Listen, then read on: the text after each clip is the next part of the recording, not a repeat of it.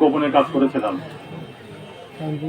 এখন এক নেতা আছে বলে যে জামাতে ইসলাম এবং 11 দলীয় জোটের কিন্তু আছে, তারা হলো গুপ্ত সংগঠনের গুপ্ত কাজ করে। গুপ্ত ইংরেজি হলো সিক্রেট, তার বাংলা হলো গোপন। গোপনে গোপনে যারা কাজ করে, আপনাদের গ্রামে সালিশ টালিশ করে, সালিশের আগে গোপন গোপন কাজ করে না, সালিশ উল্টে দেয়, হয় না? আজকে বিকেলে দেখা গেল সালিশের রায় এরকম হবে, আবার গোপনে বৈঠক টৈঠক করে দেখা গেল সালিশের রায় অন্যদিকে গেল। ওই আমরাও সালিশ করেছিলাম 3 জন মিলে। শেখ হাসিনা যেহেতু বলেছে যে বিএনপি 8-10টা সিট পাবে, তাহলে এটাকে উল্টানো যায় কিভাবে।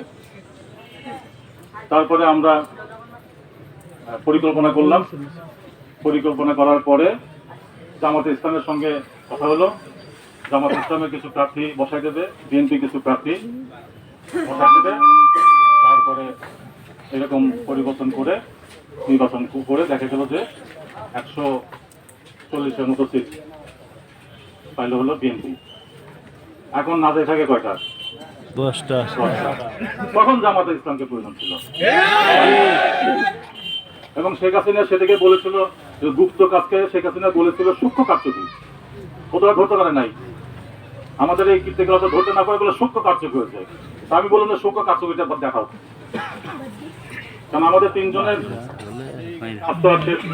এ জগতে কেউ জানে না। পরে বেগম জিয়াকে আমি বলেছিলাম যে আপনি যে দেখলেন যে 3 জন আমরা এটা করলাম, তার 2 জনে আপনি চাকরিচ্যুত করছেন, আর আমার বাসায় 450 গুনে গুনে পুলিশ পাঠিয়েছিলেন। আর ওসি আমার দাঁড়া বলে যে তাকে অ্যারেস্ট করতে পারবো না আমি। স্বরাষ্ট্রমন্ত্রী ছিল আব্দুল মতিন চৌধুরী, বলে না ধরে নিয়ে আসো, বলে ওনাকে ইয়ে দেন, মামলা দেন, ওয়ারেন্ট দেন। ওয়ারেন্ট ছাড়া আমি মেজর মঞ্জুর কাছে ধরতে পারবো না। কিন্তু ওসি চলে গেছে। বেগম যে বলে যে ভাই এগুলো তো আমি তো ভুল টুল হয়ে গেছে, এখন আমাকে জোট করে দেন। আমি তো ফ্রন্ট করা ছাড়া আপনার জীবনে ক্ষমতার মুখ দেখবেন না। তারপরে সেই ফ্রন্টে জামাতে ইসলামকে নিয়ে আসলাম, এরশাদ সাহেবকে নিয়ে আসলাম, তারপরে সাইকুলাদিস সাহেবকে নিয়ে আসলাম। এই করে বিএনপি 4 দল। সেই 4 দলের প্রার্থী ছিলাম আমি 2001-এ। আমার নির্বাচন করার কথা ছিল সাথিয়া অথবা পাবনা, যে কোনো সিট। আমি বলছিলাম যে কোনো সিট দেন, সমস্যা নেই। ওরা ওই যে ওর মধ্যে আবার কিছু ভারতপন্থী আছে বিএনপির মধ্যে, সেটা আসলে আমি বলি না। বিএনপির যে ভাইস চেয়ারম্যান আছে আলতাফ হোসেন চৌধুরী, মার্শাল, উনি বলেছেন কয়েকবার যে বিএনপির মধ্যে রয়্যাল এজেন্ট আছে, বলছে না? তো ওরা মিলে আমি যদি নির্বাচনে পরাজিত হই, দিয়ে দেওয়া তাকে সিরাজগঞ্জ 6 ওই চৌহালি এলাকা পরের মধ্যে যাইতে পারবো না, অল্প সময়ের মধ্যে পরাজিত হবে। তো আপনারা জানেন সেই সময় এই জায়গায় বস্তি ছিল, আমার গাড়ি যায় না। তারপরে বিএনপির আবার 700টি অফিস ছিল।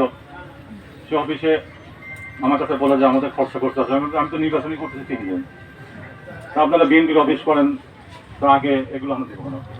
বললাম আমরা ধানের শীষের অফিস, ধানের শীষের অফিস আমরা 1 মাস হলো চুঙ্গে ভরে দিচ্ছি। সেই যে হলো ভাউচার। তা আমি এখন বিএনপির আগে স্থানীয় স্যার বলে যে খুবই গুরুত্বপূর্ণ আলোচনা আছে কি, ভাউচার দিল রাত 2টার সময়। তবে আমি বললাম যে কত টাকা, বলে 67 লক্ষ টাকা। তা আমার পকেটে আছে 1,60,000। তা আমি ওই দেখে আমি তো দিতে চাইলে দিতে পারবো না। তা আমি ভাই এগুলো দেওয়াটা সম্ভব না। তাহলে তো আপনি হারবেন। আমাদের হারলে কি পাওয়া যাবে? বলে আমাদের কি হবে? আপনাদের কি হবে বেগম খালেদা জিয়াকে জিজ্ঞেস করেন।